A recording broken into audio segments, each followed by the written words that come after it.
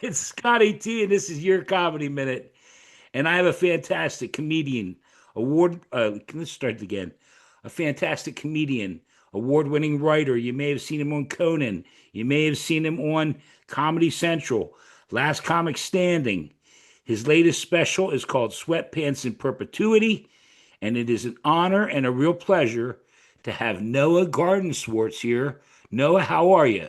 I'm doing great. Thanks for having me, Boy, Scott. that was a hell of a lot for me to get through, wasn't it? Yeah, I mean, between opening with that joke you told and then having to read my name with those credits, we're off to a I, hot start. I have, you're in Las Vegas, is that right? I am. Not born and raised there, though, No, I've been on. So I was born and raised. People always ask me where I'm from. Born and raised in Denver, Colorado. right? Moved to Atlanta, Georgia when I was 18 for college, but that's where I started doing stand up. So I was there for 13 years. Then I did an 8 year stint in New York, then moved to LA once I had kids, and have been in Vegas for 3 years now. And my wife and I bought a house. This is where we're raising the kids. This is where we live for good. I'm in Vegas. I have a son in Las Vegas. I Oh, want to nice. get back to Denver, go Yeah. back to the very beginning, okay? When you were young. Did hmm you know then that you were going to do like something in entertainment? Is that the way you felt? Not at all. Not at all. Really? I mean, Okay.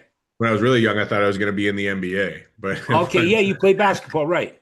yeah, but I mean, reality very quickly set in. By the time I was in high school, I knew NBA wasn't happening. But no, I mean, Okay. I grew up in a funny household. I grew up in a house that celebrated humor.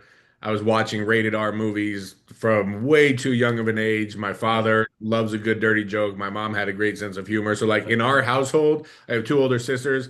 As kids, we were allowed to cuss. We were allowed to be inappropriate as long as it was funny. So I definitely grew up in a house that nurtured humor, but like never in my wildest dreams did I think I would get into entertainment or let alone be a stand-up comedian.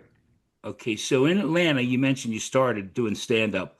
What Yeah. was the catalyst for you to start doing it? Uh, so I was a sociology major, which doesn't leave you a lot of options when you graduate. I didn't have like an actual career path to pursue based on what I Okay. studied, but I've always been a writer. Like even from a Okay. young, all my school years, I was always a writer, and I tried creative writing in various forms, whether it was poetry, rap, short stories, novels, and my junior year, the summer before my senior year, I broke my leg really badly and I had to take a medical withdrawal from school for 6 months. So I was at Okay. home living in my parents' house with a broken leg, unable to move for months. And I don't know if it was the painkillers or just the boredom of being in the house, but I just started saying, you know what, I've got these funny thoughts. Let me write down these jokes. So I just started writing down one-line ideas. And then before senior year of college, it was kind of like, you know what, I got 1 year left in college. I got nothing to lose. Let's try it out. So I started going to open mics literally on the delusional hope somehow that I would be discovered for my writing. So even when I started doing stand-up at open All right. mics, the plan was never to become a comedian myself. I was like, Right. I've got these funny thoughts. I know I'm a good writer. What if I go on stage, say these jokes, and there's a comedian who recognizes I'm funny enough to want to hire me to write? And that's how it all started. But then once I started going on stage as myself, I kind of got bit by the bug and enjoyed being on stage for my own material. Well, and you mentioned now it's been what, over 10, 12, how many, 15 years you've been doing comedy or more? A little over 20. Yeah. 20, over 20 years doing stand up. Were there comedians you mentioned early on, comedians that inspired you when you were young, and then comedians that you like today? So when I was growing up, I would say Chris Rock and George Carlin were my biggest influences. As a young kid, those were the HBO specials that I'd be watching that just kind of blew my mind. And then two comedians, as I was starting to form my own comedic taste, like teenage college years, Yeah. that I thought were really special. I loved Mitch Hedberg and Dimitri Martin. Yeah. Yeah. Those were two guys that I first discovered like had their own voice, their own style, a little bit more cerebral humor. So I would say like my biggest influences comedically would be Chris Rock and Mitch Hedberg. Um, but love Dimitri, love Carlin. As far as today comedic influences, like so many of my peers, like there's so many good comedians, and now I see and work with so many great people that it's not even one name that's an influence to me. Obviously, my wife, as you mentioned, is Yeah. hilarious. So she's like first and foremost writing partner outside of stand up. We write Okay. creative projects together. And like when we have joke ideas, she's the first person I'll bounce it off of because I trust her comedic taste. Fahim Anwar is someone that I think is incredible and is putting out high quality stuff at a prolific clip. So he would be a name I would just throw out there. But yeah, the Okay. as far as influences, I think comedy's just in a good place right now where I'm Yeah, influenced by there's a the lot. amount of There's a lot. comedy there is. I mentioned your special, Sweatpants in Perpetuity. Do you want to tell people how that came, the title, how the title came about? Yeah, so this was a part in my life. I had just had our second kid. Esther and I had been married, I think, at this point for 3 or 4 years. So I was pretty well into marriage with two kids now and settled very much into the like father husband role of my life. And so a lot of the material I was doing was about being a father to young children and being married. And I had a joke that was just talking about how once you get married as a straight man, there's no reason to look good in public anymore. Like you're Yeah. never going to get laid again. You have no one left to impress, so why not just live life in sweatpants in perpetuity, like anywhere you Yeah. go? So Yeah. that was kind of how the title came about. It was just kind of the definitive joke, my thesis statement for the album of like, this Right. is who I am now. I'm a I married father. watched I watched the whole thing before I came on, Yeah. before we got this Oh, interview. cool. But also, I told you to do a lot of research, and I saw a thing that you write, and we're going to get on to Marvelous Mrs. Maisel and your writing. But you mentioned in another thing I saw, because you have three other albums: Blunt, White Men Can't Joke, New Yep. Toddler, and they kind of go in the progression of your life. You write about your life. Yeah. Yeah. That's one thing that I would say is cool. My comedy is about myself. Yeah, So it you know, is. I'm not a political comedian. I'm not an edgy comedian. I'm observational in nature, but the observations are still about my life. So I would say if you listen to my discography from start to finish, you will have a very accurate representation of who I've been over the years and kind of seen my life change in real time based That's on what cool. I'm talking about on the albums. Because yeah, as you said, Blunt was very much That's about smoking weed and getting laid as a single right, man in right. New York. And then from then on, it just kind of took its turn to now I'm in a committed relationship to now I'm married with children and so on and so Yeah, forth. yeah. I think it's really cool. Thank you. Um, Out of all the comedy shows you've done, let's just stay with comedy for one more minute. All the comedy shows you've done, 20 years of doing stand up and stuff. Favorite show, and then because I'm an asshole, least favorite show where things didn't go so good. Okay.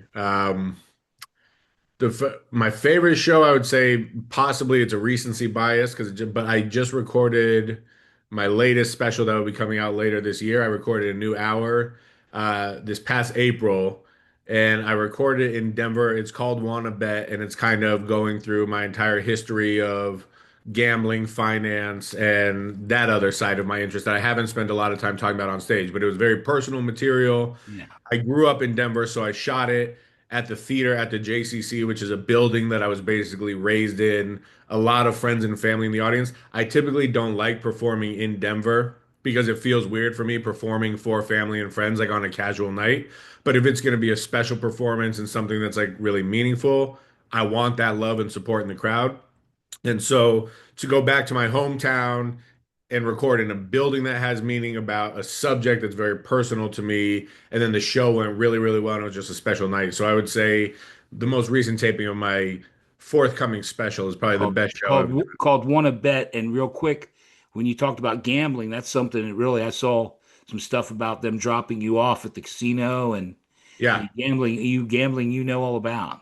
yeah, yeah. I'm a big gambler, for better or worse. I told you my son lives in Vegas. I know all about gambling out there. Yeah. Yeah, I mean now, gambling is nationwide. Now Vegas is just the tip of the iceberg for the gambling that gets done in America and the world. But yeah, Right. so that would be the best. And unfortunately, I have probably a handful of the worst shows that I can name. But one of Well, you can do but a couple. I like you. You can do a couple now, well, whatever so you want. here's one. It feels weird to complain about a show where you got well, like most people's worst show stories, and I have plenty of these, are you show up to a horrible venue with no Yeah, right. microphone and there's Right, three right. drunk people watching TV at the bar and a fight breaks out. We've all done plenty of those. I will say my worst story in terms of a gig where I was paid handsomely and it should have by all means been a good gig, but ended up being a nightmare. I forget, I want to say maybe 5 or 6 years ago before a college bowl game. It was University of Miami playing University of Wisconsin. And I was hired to be a comedian to entertain the teams the night before the game. So, little backstory, they had played the year beforehand, and apparently there was bad blood between the two teams. So these guys already didn't like each other. They have to play the next day. These are 18 and 19-year-old kids. There were no coaches or adult supervision in the room. It was literally just the two teams of college players. And before the show started, the person was like, "Hey, just so you know, it's kind of tense in the room. There's already like a lot of players talking back and forth about how they want to fight each other." And it's like it's their night before the game in New York City. The last thing they want to do is listen to like an older white comedian. And I had to go up with no warm up to a cold room of angry football players, and it was just a hell gig. There was just nothing I was going to say to crack them open.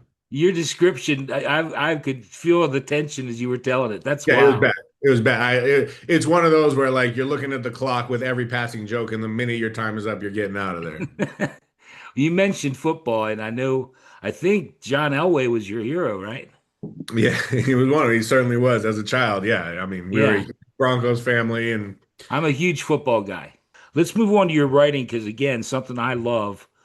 You were writing on all 5 seasons of Marvelous Mrs. Maisel. yeah, And I absolutely love that show. I couldn't wait for the next season to come out. I loved thank all you. the actors and actresses in it. I just loved the show. And today you could have knocked me over with a feather when I said, "Wow, here's a guy that wrote, for the show." I mean, I'm Yeah. that's why I'm so enamored with you. Well, it was truly a dream job and an incredibly lucky experience that I Yeah. was fortunate to be a part of. Yeah, it's as good as it gets. I joked, but it's also true. Like when we were in the final season and people were asking what I was going to do next, I was like, it doesn't matter because it's all going to be downhill from there. Like the first job I got in TV writing is the I best job feel I'm I ever going feel to so get. good. And look how low you've come. You've come Yeah. all the way down to doing Scotty T's little Your Comedy Minute. Jesus God. Life I is feel so much peaks, better now. peaks and valleys, baby. Peaks and valleys. thank thank God you're going to Dallas with Esther in September and you'll do some shows. Maybe you'll bounce back up. But Yeah, no, we're good. this is as low as it gets. See, this is that low, Chris Crev. Not at all. Anyway, Marvelous Mrs. Maisel. Can you tell me how? Because again, I'm just kind of curious. How did that come about? I mean, again, understand I'm a huge fan from the first episode to the very end. I Yeah, was well, sad to see it. how it came about is they wanted a stand-up comedian in the room to like help make Okay. sure that the stand-up was authentic and not just in terms of like writing jokes for a stand-up, but they wanted it to be authentic in terms of how does it feel when you bomb? How does it feel when you have a great show? What does it feel like when you're frustrated by the lack of work? Like they wanted the actual authentic version of what it feels like to be a stand-up comedian, all that comes with it outside of just telling jokes. So when they were putting together the writers team, they wanted a stand-up comedian, and I had just released my half-hour special on Comedy Central. So my agent sent them my half-hour special, and they responded to the material well enough to want to meet me. And then in the room, I just got along with the Palladinos, Amy Sherman Yeah. Palladino and Dan Yeah. Palladino, who are the creators and head writers. I got along with them well. It just felt like a good fit, and it's kind of analogous to sports, where like you have to be skilled on the field, but it also matters how you gel in the locker room and Oh what yeah, you yeah, yeah. team. In the writer's room, when you're writing a show, you're spending 9 to 10 hours a day with these people in very close quarters sharing ideas. And so people have to be able to get along or at least work together. And so, like, I think the fact that they liked my stand up and the fact that they could see themselves spending 50 hours a week in a room with me, they were willing to take a chance on me. And then once I got in the room for that first year, I suppose my contributions were valuable enough year after year that they kept on bringing me back. Yeah. Well, it's like Brian Kiley was on my show, and been a writer for Conan for Yeah, since the Brian's great. beginning. I love Brian Brian. is great, and like working on the Oscars this year. Every year him and Laurie Kilmartin and his people. It's just, and you mentioned that another thing I saw where the writers would change from year to year, even though it was 5 seasons. You were in all five. Yeah. That's pretty cool. Yeah, it was a point of pride. I'm very lucky that they decided to keep me along from start to finish. Now you mentioned writing twice and or a few times now. Would you prefer to do that instead of stand up? Work on scripts and that kind Well, of thing? no, I mean, luckily they don't have to be mutually exclusive. Like at this point, doing both is something I'll always do. I'll never stop Okay. writing. Like All right. I don't think I will ever go back to just pure stand up. Like first Okay. of all, having kids, I like being around. I don't want to be Right. on Yeah. Yeah. or on the road and miss my kids growing up. So I can't just lean on touring revenue to support the family.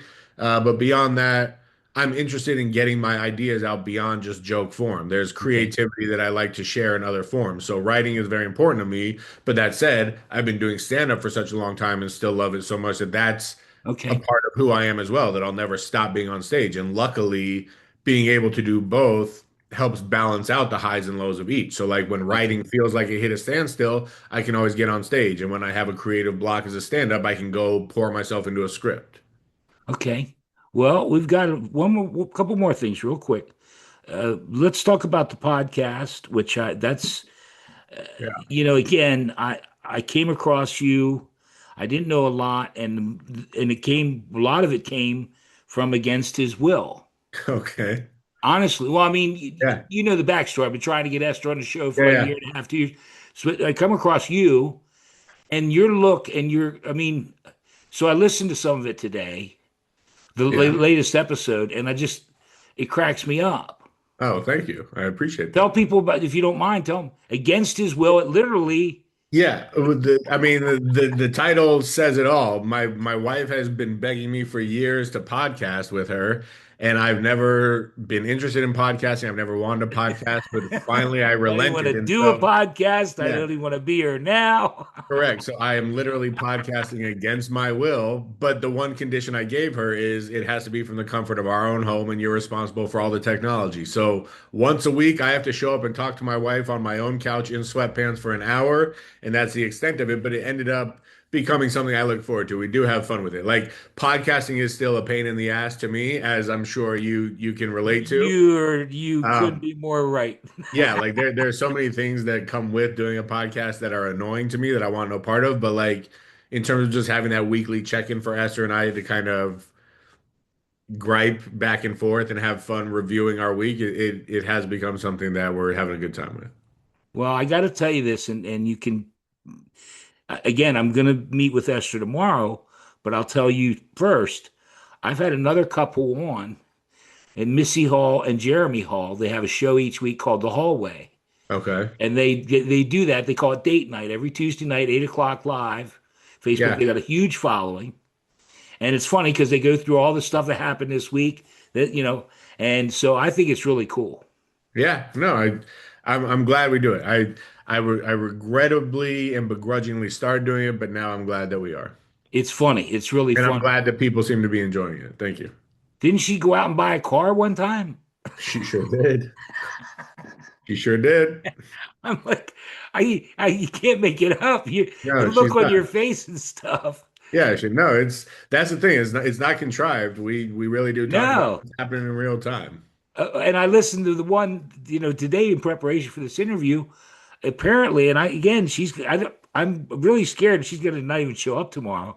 No, But, but you do all the cooking, or you do all the laundry, you do all the cleaning, yes, and but that's you catch hell if you leave your slipper by the door.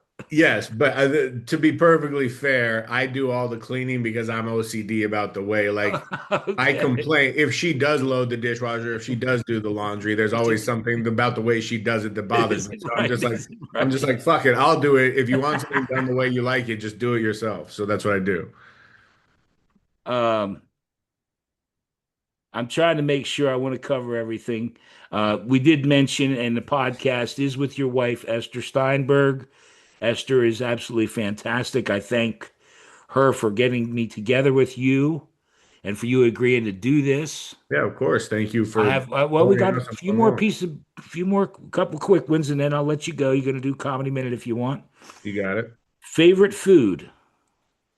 These are three easy ones. I like, believe it or not, though, these last three, they're so simple. I just added them in. I've done three or 400 of Mexican these. food. Mexican food. I love a good burrito. I love burritos. Really? Yeah, love In other burritos. words, even like for me, last meal, you're going to, death row, you did something really Last bad. meal, get me my standing order at Chipotle. Yeah. Really? Okay. Yeah. White You rice, black beans, barbacoa, a little corn, a little hot sauce, sour cream, cheese, and lettuce. I'll die a happy know, man. all right. Do you know the best answer I've heard so far?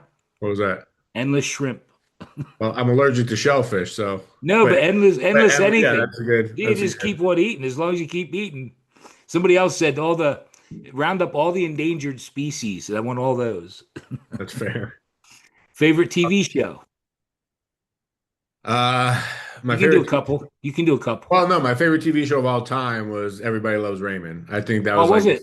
yeah, I think that was the standard bearer for sitcoms. I just love. That's one that still holds up to me. I can watch it and laugh just as hard now as I did growing up. Yeah. So I I'll go. liked it.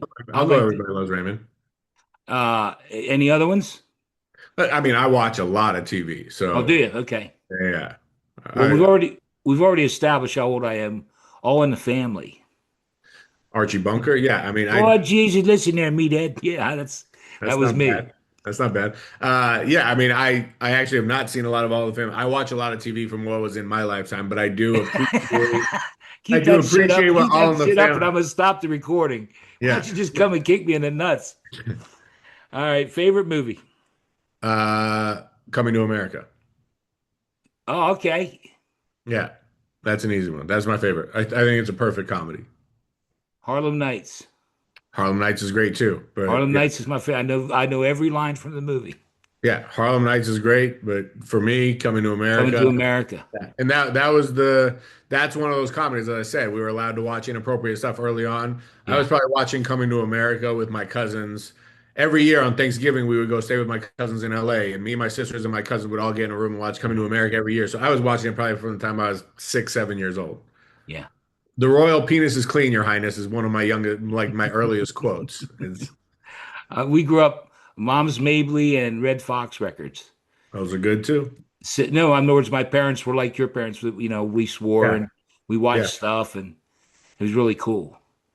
Well, I want to make sure. What was the new special called again? So it's called Wanna Bet. It's not out yet. Yeah, no, but Yeah, I'll let you know. We're still figuring out where we're gonna put it and how we're gonna go come about back releasing on. I'll it. try to help promote it beforehand. Come back on Yeah, if you yeah. want. I'll You be got glad it. to help out. Do anything I Thank can. you. Thank you. And again, anything I missed, I pray that I didn't screw up too bad. That Hester shows up tomorrow and get her version of everything. No, you were great. You were great. All right, so we're going to do one more piece of business, and you can do whatever you want, go as long as you want, 5 minutes, whatever you want. All I say is Noah Gardenswartz, your comedy minute. Go ahead. Oh, I'm sorry. I must have been ill prepared for this one. No, no, it doesn't matter. You don't have to do it. If in other words, Okay. did you look at the stuff I Yeah, said? Yeah, no, here's what I'm gonna do. I'll For cut it out. Mike, I'll cut it. I cut everything. Nothing to go on the air without you knowing. yeah, no, that's fine. I mean, I don't mind. I will use my comedy minute to be on my soapbox. I'm gonna go on a rant Good, about good. I the love it. comedy I minute. love it. So here's what I'm going to say. Not enough comedians know when to turn off. Every comedian is always looking for the spotlight or an opportunity to sneak their material in, whether it's telling someone a joke when they don't want to be told a joke or trying to disguise their material into everyday conversation. I almost never perform on command. I believe there is a time and a place to tell jokes, and that is on stage with a microphone for a crowd, preferably while I'm being paid. So, with all due respect to your comedy minute, and I know that's the name of your podcast, I will respectfully decline and say that I'm doing something I wish more comedians would do, which is shutting the fuck up. How's that? It was. It was. I don't know if you know the pain that I just felt. The daggers. Oh my God. I only ever actually I've had a woman tell me she doesn't do jokes without a stage. I've had a guy say I don't do, and so you're not the first. It's Okay. okay. Okay. But I loved your approach. It still is very usable. Thank you. I I think appreciate it's it. great. Yeah, clip it. Go for it. You can, no problem. All right. All right. Well, Scott, thank you for having Thank me on. you. I It was a appreciate it. And yeah, pleasure. I'll tell Esther you're perfectly kind and a I good look host. forward I'm to it. sure she'll And be on again, I tomorrow. thank you. And I wanted to, I know you want to get going, but I just wanted you to know I was trying to show you the respect you deserve because you are just like tomorrow. I'll give Esther all her, without, it's Cool. not a Noah. It's Noah first, Esther second. Yeah, yeah, yeah. No, I appreciate it. You're all good, man. Thank you. Thank you. Have a great day. Thank you You again. too. You Come take back when care. your special's ready. I'll be glad to help out. We'll do. We'll do. Stay well.